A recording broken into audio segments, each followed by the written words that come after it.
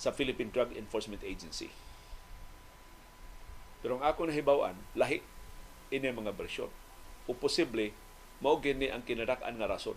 Maybe tinuod to nga suwayan o Kudeta subiri tungod sa Chacha, gisuwayan siya Kudeta tungod ining Kangbong Rebilla, gisuwayan siya Kudeta tungod sa investigasyon ni Bato de la Rosa, pero napuno na lang ng tanan ining original sin.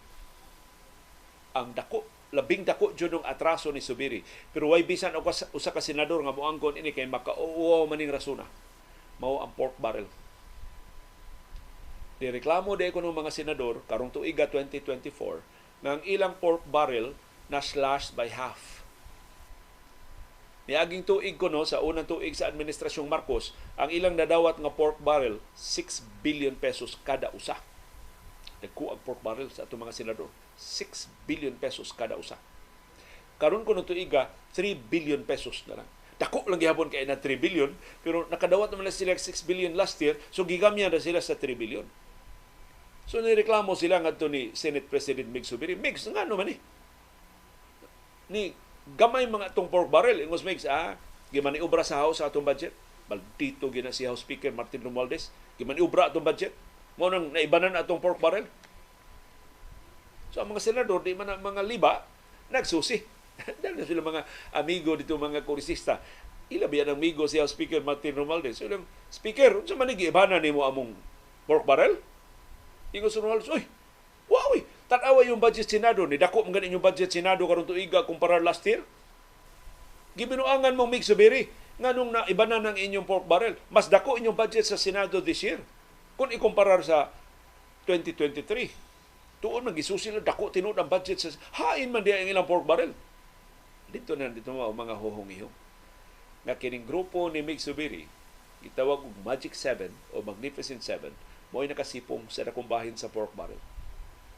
Kini kanong grupuha, mo'y nakakuha og at up to 100 billion pesos sa pork barrel. Di una, 100 billion pesos. Kung ibutan na ito, gibahin-bahin, aning pito. Namot Bato de la Rosa, nakabahin man sa pang mobalitok ng to cheese escudero. Pwerte nakuha sa pork. Sumao na rason. Pero why mo anggo na kay illegal ba ya ang pork barrel? Gidili ba ya sa Korte Suprema ang pork barrel? Pero ang tinuod mao, nagpadayon ang pork barrel. Wala lang tawga og pork barrel.